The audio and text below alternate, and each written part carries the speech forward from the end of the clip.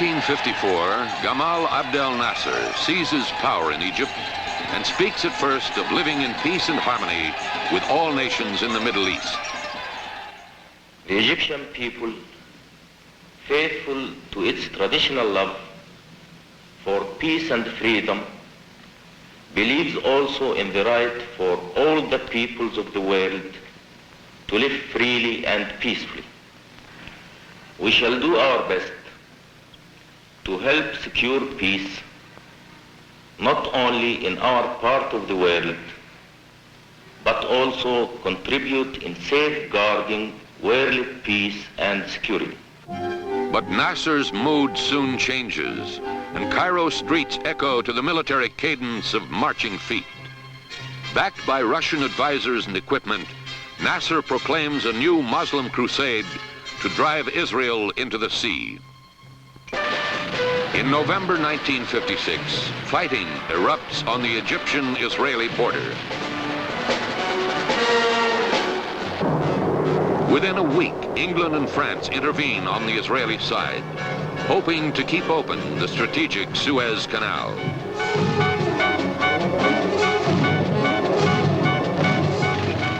Nasser suffers a crushing defeat.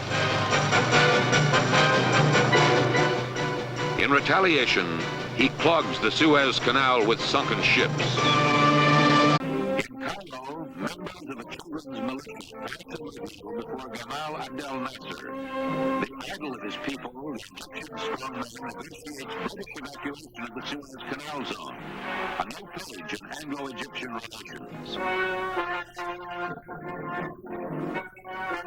Once Britain had 80,000 troops in Egypt. Now, after 72 years, that occupation... Syria's President Alkuwaithly arrived at Egypt, he said, to see medical specialists. Strongman Nasser greeted him warmly, which may have been just what the doctor ordered. Egypt's army was on parade, rebuilt from the wreckage left by Israel's Sinai campaign, thanks to a generous transfusion from Russian arsenals. Prominent among the onlookers were Russian officers. In Washington, the president summed up, the pattern that is seemingly emerging is an old one for the Soviets to insert or offer economic and military aid, and through doing so to penetrate the receiving country with their agents, for these to get into power, to find stooges that will do their will. The name of Gamal Abdel Nasser of Egypt represented the unsolved riddle of the Middle East in 1958. Shown here with President Alkuwaithly of Syria, he was in the process of merging that country with Egypt as the first province of his United Arab Republic.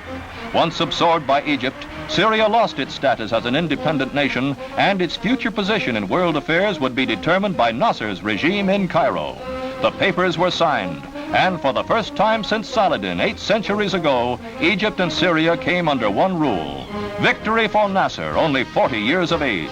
6 years after rising to power, he had begun to set nationalist forces in motion in the Middle East, which held grave forebodings for Egypt's peace-loving neighbors. On February 21st, 1958, the Egypt-Syria axis was formalized with a plebiscite, the outcome obvious. One face was dominant, that of Nasser, the face on the ballot which named him founding president of the United Arab Republic. Nasser was born in Egypt's upper Nile Valley. As a teenager, he organized schoolboy riots. At Cairo's Royal Military Academy, was known as a leading anti-British cadet. He ousted General Naguib in 1954, 2 years after the revolt against Farouk, and took over as Egypt's premier. He managed to land on his feet after a Suez crisis when the U.S. saved him from being turned out of power. He could talk peace, as in this rare interview in English when he told the world, the Egyptian people, faithful to its traditional love for peace and freedom, believes also in the right for all the peoples of the world to live freely and peacefully. We shall do our best to help secure peace, not only in our part of the world, but also contribute in safeguarding world peace and security. But he had also taken communism as an ally and protector. History had noted his cotton for red arms deal in 1955. Later came a showdown. British troops dispatched to Jordan to help preserve territorial integrity, and American forces landed in Lebanon. Both Middle East countries had become pawns in Nasser's Middle East pressure game in July 1958. U.S. and Britain risked moving to the brink of war to halt the spread of Nasserism following revolt in Iraq. Nasser's pan-Arab movement, which had reached its peak with the formation of the United Arab Republic, had been stalled, at least for an hour in history.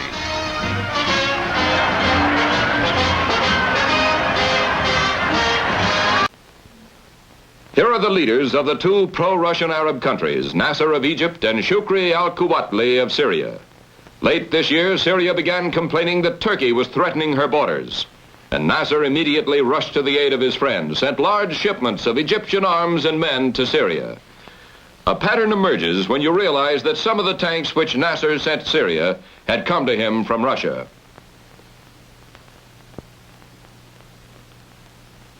To counter the arms built up in Syria, the United States rushed its own arms to Jordan. The world was on edge again.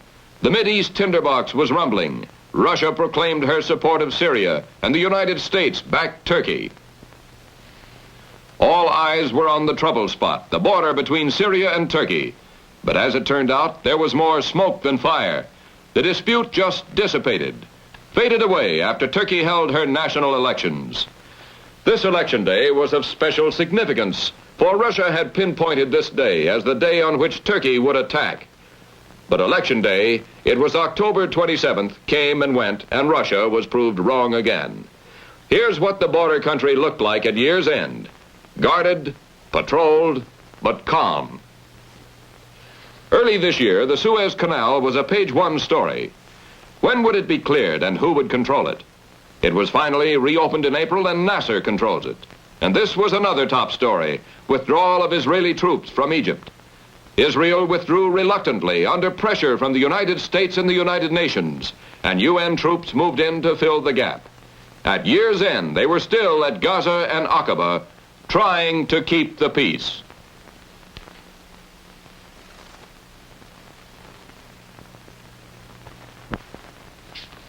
Trying to keep the cry of nationalism.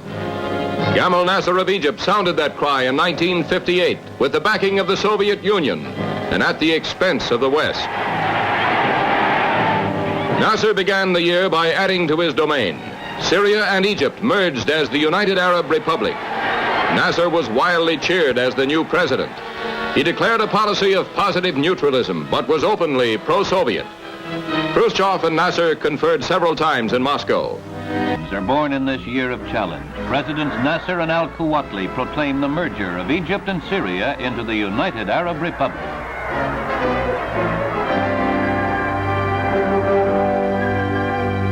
The two chiefs signed the agreement of federation, a federation headed by Nasser.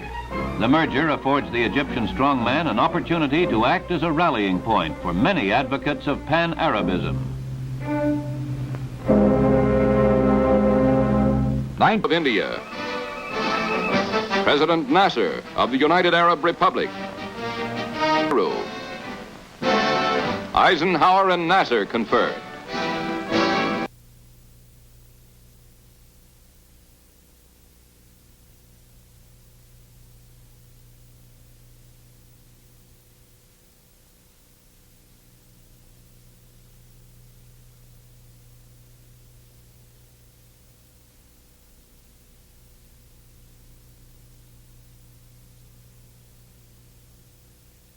Even Soviet aid was a Trojan horse and pointed to China's recent gains made without Moscow help. But at Aswan, where the Soviets are helping to build a new dam, Nasser and Khrushchev participated in the opening of a diversion channel for the Nile. Khrushchev, busy rallying world opinion for his showdown with the Chinese, could hardly fail to remind Nasser of Egypt's debt.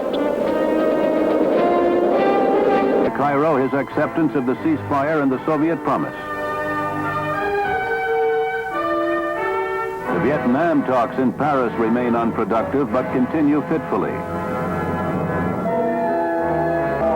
Nasser's death further confuses the already bewildering Mideast situation.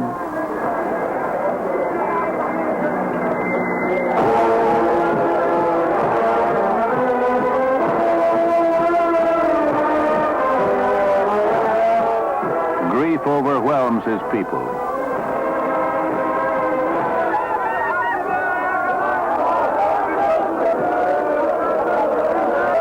President of Egypt, Gamal Abdel Nasser, is dead, a heart attack, hours after achieving a truce between Palestine commandos and King Hussein. Nasser, you cannot die. Your work is unfinished. This is the chant of the thousands of Egyptians who pour into Cairo, despite Muslim disapproval of excessive displays of mourning. In the crowds are the 7 hijackers just released by England, West Germany, and Switzerland as part of the truce Nasser was working on.